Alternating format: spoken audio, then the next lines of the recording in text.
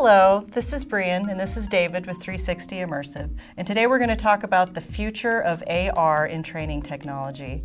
What can we look forward to? What are we going to be able to expect for 2019? Well, you know, a lot of organizations and people, what is the difference between virtual reality, which we've heard a lot about, and augmented reality? And truly in a training or educational environment, there's two distinct purposes for that. Virtual reality replaces as a learner, my reality. And it works very well. Augmented reality literally overlays with graphics and animation and additional information the environment that I'm walking through.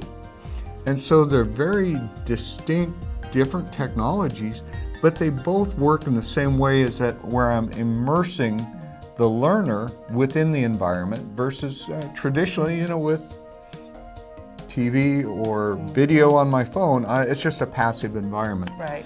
We're hugely excited about augmented reality because it gives us a whole nother way of taking that immersive experience and applying it to help learners and educators within the field.